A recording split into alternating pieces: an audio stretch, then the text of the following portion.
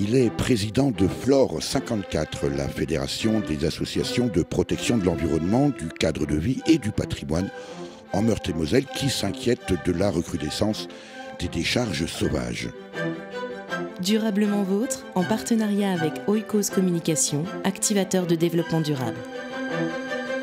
Reynald de Rigolo, bonjour. Bonjour. Reynald de Rigolo, depuis quelques temps, alors on pensait que le phénomène était terminé parce qu'on a mis maintenant en place des déchetteries, un accès libre, la collecte sélective, la collectivité s'est quand même bien emparée du sujet. Eh bien non, on commence à voir et à revoir des décharges sauvages. Est-ce qu'il y a une définition juridique des décharges sauvages, Reynald Rigolo ?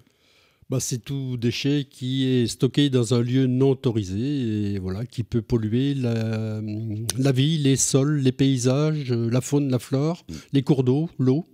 Voilà. Alors, c'est pas toujours, mais on verra que probablement aussi polluant, en tout cas physiquement, parce que j'ai envie de dire, je sais pas, des déchets de construction, même des pierres, des matériaux inertes, mais c'est quand même vraiment pas esthétique. Et puis on abordera également avec vous un autre phénomène qui est celui des déchets abandonnés au bord des routes, qui commence à être vraiment excessivement agaçant. Alors, au-delà de la définition juridique, est-ce qu'il y a un cadre juridique qui réglemente les décharges sauvages ? Tout à fait, il y a un cadre juridique, il y a une réglementation, il y a une loi qui fixe effectivement le cadre dans la mesure où le déchet appartient au propriétaire du terrain. Donc ça, c'est déjà très clair. Et qu'il y a certaines obligations et que, entre autres, les maires ont des pouvoirs de police pour pouvoir nettoyer la nature et faire bonne mesure face à des gens qui pourraient être éventuellement récalcitrants ou qui effectivement déposent très souvent et trop souvent volontairement des déchets dans des endroits qui ne sont pas autorisés. Oui, parce que quand c'est un tas, c'est forcément volontaire. On peut perdre éventuellement un mouchoir en papier. Quand c'est un tas, c'est forcément volontaire. Néanmoins, Reynald de Rigolo, vous expliquez à l'instant que le déchet ou la décharge sauvage appartient, ou en tout cas est de la responsabilité du propriétaire. Mais ma foi, le propriétaire n'est pas forcément le coupable. Oui, mais toujours est-il que la loi, c'est comme ça. Donc, il y a un code de l'environnement qui spécifie bien, alors je ne peux plus vous dire de l'article 540 ou 541 du code de l'environnement, qui fixe effectivement les conditions, le cadre légal, ou ce qui n'est pas légal par rapport aux déchets. Et donc, en fonction de ça, il y a des dispositions qui sont prises. Entre autres, le déchet appartient au propriétaire du terrain. Que ce soit un privé, c'est le privé. Que ce soit une collectivité, c'est la collectivité. Que c'est l'État, par exemple, c'est l'État. Voilà. Donc, autrement dit, Reynald de Rigolo, si je vous suis bien, si des déchets sont volontairement ou involontairement du reste déposés sur ma propriété, c'est moi qui suis verbalisable. Oui, tout à fait. Déjà, au moins sollicité pour enlever les déchets. Alors après, si effectivement le fauteur n'est pas le propriétaire, il y a recherche de la personne fautive, ce qui n'est pas toujours évident, bien sûr. Mais le fait, il faut replacer ça quand même dans un contexte beaucoup plus global de citoyenneté, de responsabilité, vis-à-vis de la vie des autres, vis-à-vis de la vie, vis-à-vis des paysages, vis-à-vis de la pollution, vis-à-vis de... Précisément, est-ce que là, sur ce coup-là, est-ce que la loi n'est pas mal faite ? Non, je ne pense pas que la loi est mal faite. Il y a un cadre juridique. Après, les gens qui font la loi, ce ne sont pas les associations de l'environnement.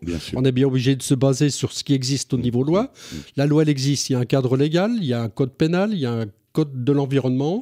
Il y a des gens qui sont en responsabilité. Et en dernier recours, effectivement, on peut aller plus loin si un maire ne veut pas appliquer ses pouvoirs de police. Alors ça, on y reviendra avec vous, Reynald Rigolo. Comment est-ce que... Alors, vous disiez aussi, en préparation d'émission, que ça commençait à bouger. C'est-à-dire qu'à la fois, les citoyens... Alors, c'est paradoxal, puisqu'on assiste précisément à une recrudescence, que ça commençait à bouger, qu'il y avait également d'autres associations qui se préoccupaient de ce phénomène. Ça, c'est la première question.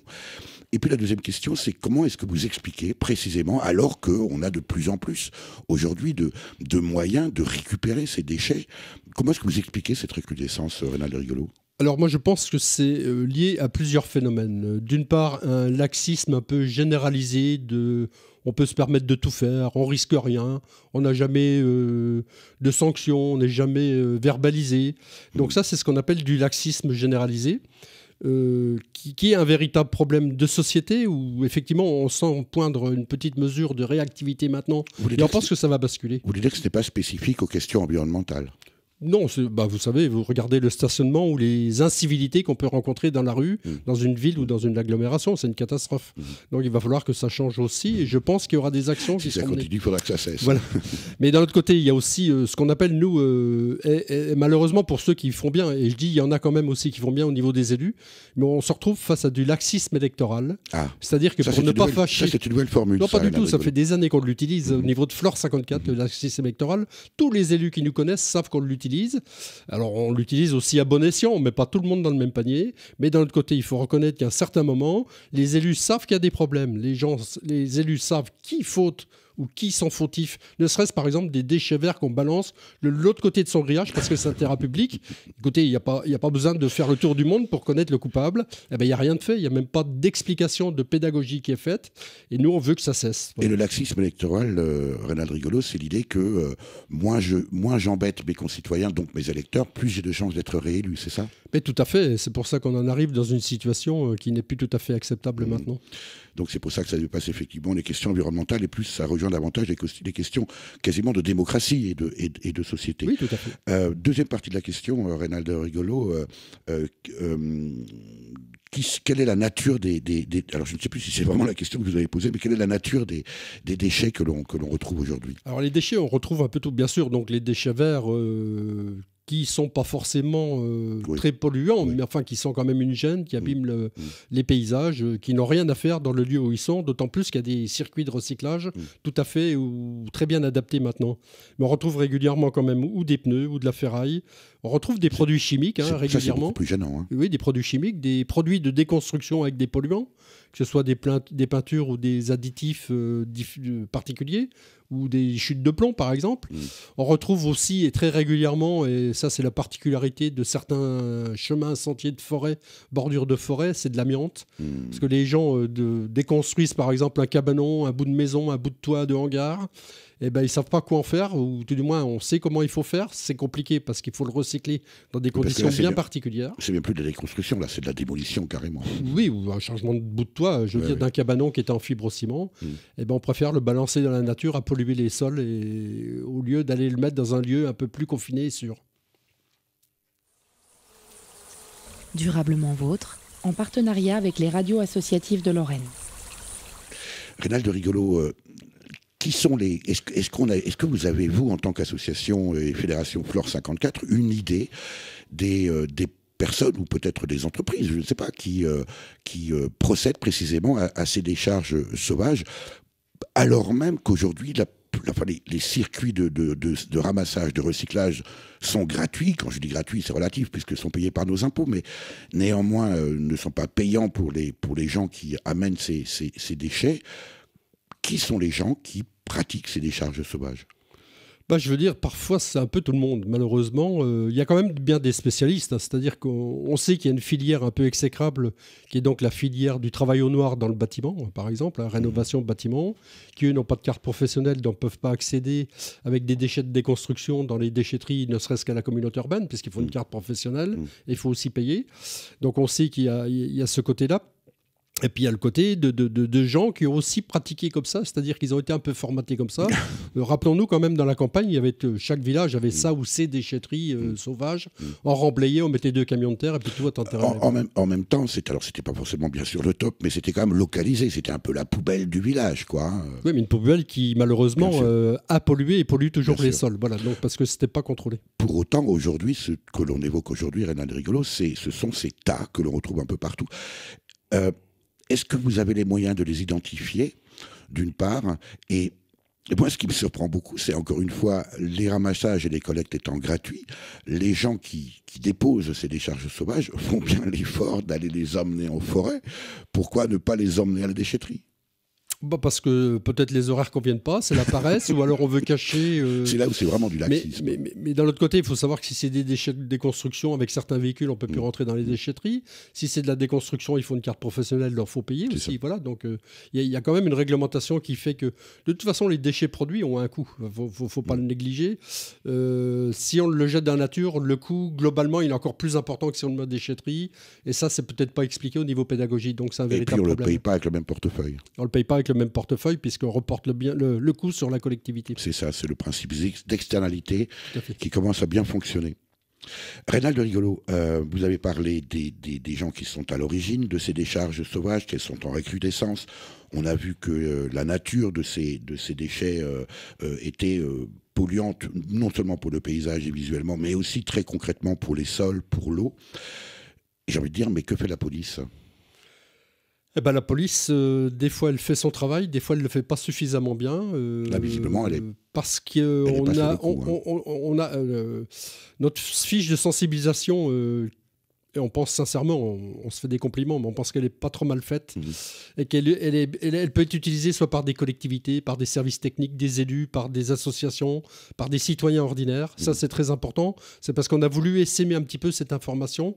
Parce qu'on nous posait souvent la question, mais comment faire et que faire ? Ben oui. Et qui interpeller ? On voit des déchets, mais on ne sait pas qui il faut interpeller. A priori, il faut interpeller le maire, il faut essayer de trouver des renseignements, puis il faut... De temps en temps, c'est un petit peu aussi le voisin vigilant qu'on trouve dans certains domaines par rapport au cambriolage. La réponse que vous me faites est presque la réponse d'un élu. Parce que la question, c'était que fait la police ? Et vous me dites, c'est à chacun d'agir. Alors oui, très concrètement, est-ce qu'il y a une responsabilité à la fois du maire, mais aussi peut-être d'organismes publics, et puis de façon plus générale de l'État en tant que tel ? Oui, et j'allais conclure là-dessus. Ça va, nos esprits se rencontrent, c'est très intéressant. Donc le fait, on dit, voilà, donc après, il y a la responsabilité de l'élu en charge de la collectivité, de sa collectivité. Ça, c'est indéniable. Mais quand je dis, c'est pas cibler le maire, c'est cibler l'équipe municipale. Parce que quand il y a un esprit d'équipe, on a déjà plus de conviction vis-à-vis du concitoyen qui respecte pas les règles du jeu. Ça, c'est déjà très important, et on soutiendra les équipes municipales qui font des actions. Mais on remarque aussi, et ça a été constaté par des communautés de communes ou des communes qui ont déjà régulièrement porté plainte, où il faut relancer la gendarmerie quand c'est dans le milieu rural, et c'est les milieux ruraux qui nous ont été remontés. Il faut relancer la gendarmerie. La gendarmerie, des fois, traîne, mais peut-être pour des raisons qui lui sont propres. Elle n'a peut-être pas le temps, pas les moyens, elle a autre chose à faire. Et puis, d'un autre côté, donc... bien souvent, ça part au tribunal, et très, très souvent, c'est classé sans suite. Donc le fait qu'il n'y a pas cet esprit un petit peu de respect de la loi jusqu'au bout, qui fait qu'à un moment donné, il faut sanctionner. Voilà. Donc vous avez répondu à mes questions. L'État est sur ce coup-là défaillant et se décharge, évidemment le jeu de mots est facile, sur des associations comme la vôtre, Reynald de Rigolo. Flore 54, on se retrouve avec vous après Trio.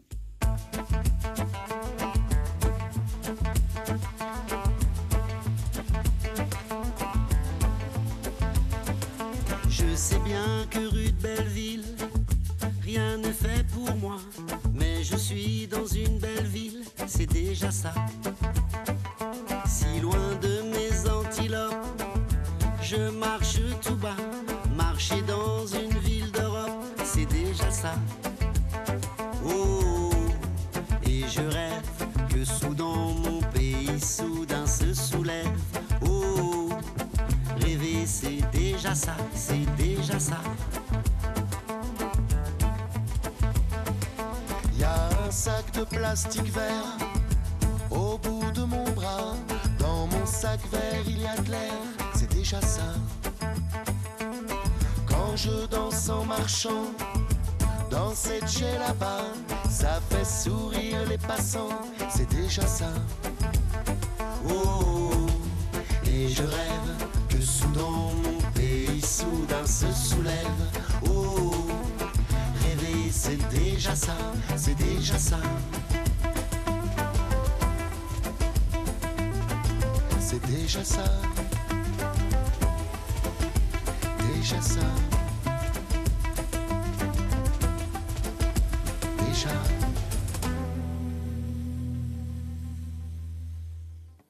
Pour vouloir la belle musique, Soudan, mon Soudan, pour un air démocratique, on te casse les dents.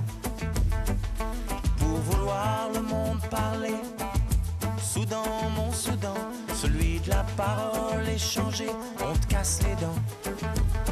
Oh, et je rêve que Soudan, mon pays, soudain se soulève. Oh, rêver c'est déjà ça, c'est déjà ça.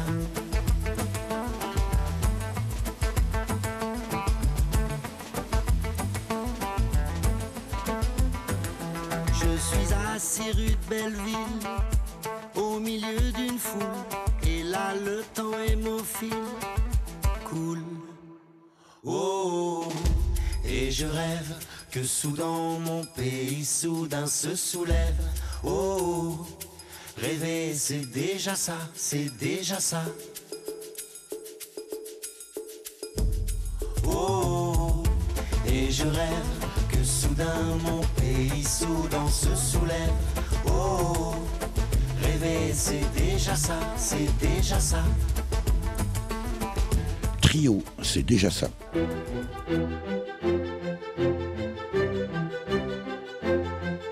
Durablement Vôtre, en partenariat avec les radios associatives de Lorraine.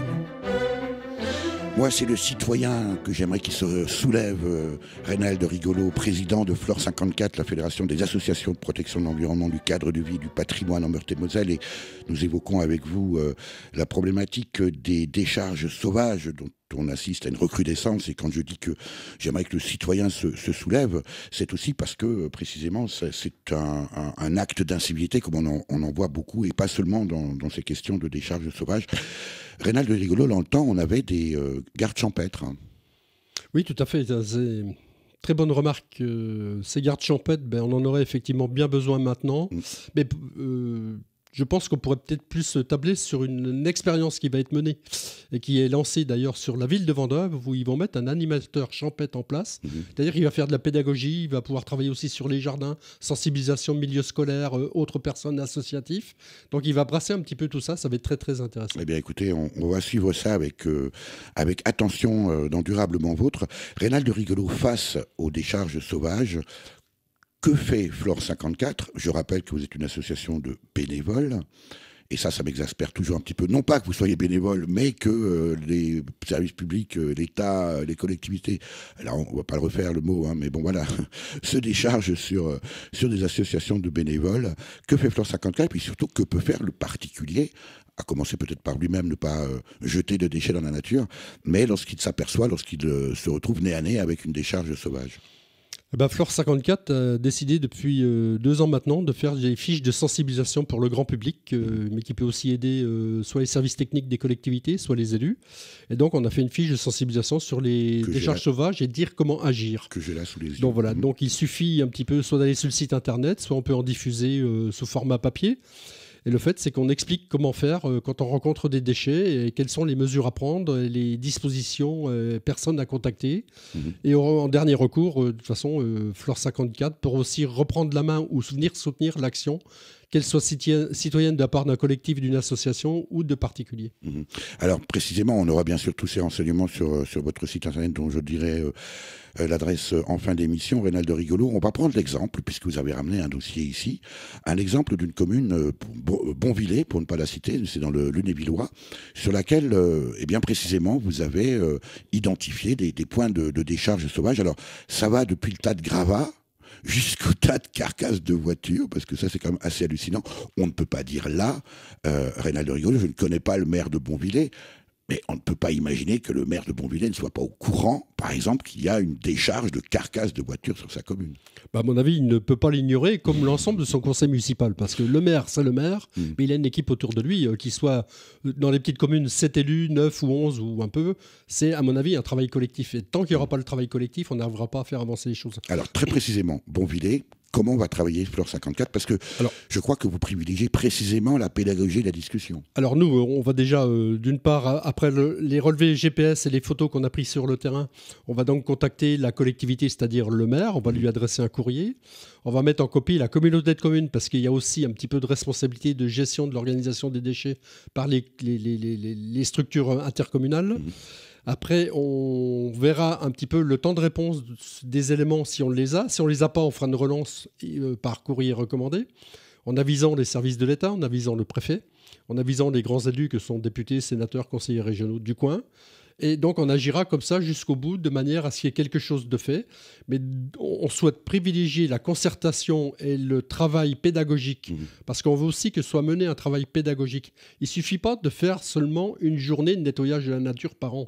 Si c'est pour continuer le pire après, ce n'est pas la peine. Donc, le fait, il faut absolument trouver les moyens de sensibiliser les gens. Et les sensibiliser, c'est dans tous les domaines. Voilà. Reynald Rigolo, moi, je vous trouve très sympa. Bah merci, c'est gentil. C'est un peu ironique ce que je dis là, parce que, bien sûr, la concertation, mais là, pour le coup, je vais être un peu provocateur. Si je fais un excès de vitesse, la pédagogie, on estime que je suis censé la connaître, et puis on me colle un PV. Pourquoi aujourd'hui, lorsqu'on se promène dans la nature et qu'on rencontre des décharges, pourquoi mettre en place, vous allez bien sûr m'expliquer pourquoi, mais pourquoi mettre en place toute cette démarche pédagogique alors que finalement, la législation est claire, le maire est responsable, bingo, à lui d'agir, vous n'agissez pas, c'est une action au tribunal, une action judiciaire. Mais parce que on souhaite pas parler que des déchets. Alors on sait très bien que c'est agressif, c'est polluant, c'est tous les maux de la société qu'on retrouve comme ça étalés aux grands yeux de tout le monde. Mais par contre, on pense qu'il faut avoir un comportement autre. Et le comportement, il peut aussi, à travers notre choix de pratiquer comme ça, c'est aussi, pourquoi pas, recréer du lien intergénérationnel, si c'est possible, quelquefois, pourquoi pas, mais surtout du lien social. C'est-à-dire qu'à un moment donné, s'il y a une personne qui a envie de sensibiliser dans un secteur qui est un peu démuni toute seule, avec cette fiche, elle va pouvoir en discuter avec ses voisins. Et peut-être qu'il y a plusieurs, ils vont pouvoir sensibiliser, créer une équipe, demander une réunion dans une mairie, discuter comme ça, et pourquoi pas interpeller la personne qui est reconnue telle que. Parce qu'on sait aussi qu'il y a, et on l'a dit tout à l'heure, un peu de laxisme des fois, parce que ça traîne en longueur quand il y a des plaintes déposées à la gendarmerie, et que malheureusement, vraiment malheureusement, c'est toujours classé, ou pratiquement toujours classé sans suite au tribunal, et là, ça peut pas aller, quoi. C'est aussi le procureur, peut-être, qu'il faut sensibiliser. Oui, mais moi, je veux pas remettre en cause les difficultés qu'ont les tribunaux, quoi. Voilà, vous voyez, il y a aussi un élément, c'est qu'on sait très bien qu'ils sont dans... Moi, je lis la presse comme tout le monde. Ils sont dans une situation catastrophique avec des dossiers à n'en plus finir. Ils ne savent plus où les mettre. Enfin, il n'y a plus de personnel, il n'y a plus de moyens. Ils n'arrivent plus à payer la simple photocopie. Donc, il faut aussi prendre ça en compte, quoi. Je veux dire, quand on est citoyen, on doit l'être à part entière. D'ici à ce qu'on trouve des dossiers, des tribunaux jetés dans la nature parce qu'ils ne savent plus quoi en faire. Je ne me permettrai pas de dire ça.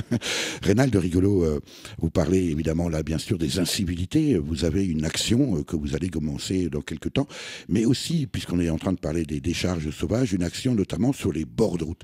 Là aussi, c'est quand même excédent de voir toutes ces bouteilles vides, ces déchets de restauration rapide, qu'on ne va évidemment pas nommer de marque, que l'on retrouve sur certains bords de route et sur certaines bretelles plus particulièrement. Oui, mais vous savez, alors ça fait des années qu'on se bat sur cette problématique des bords de route. On sait qu'il y a des collectivités qui font des efforts, des communautés de communes, des communes font des efforts, il ne faut pas le négliger.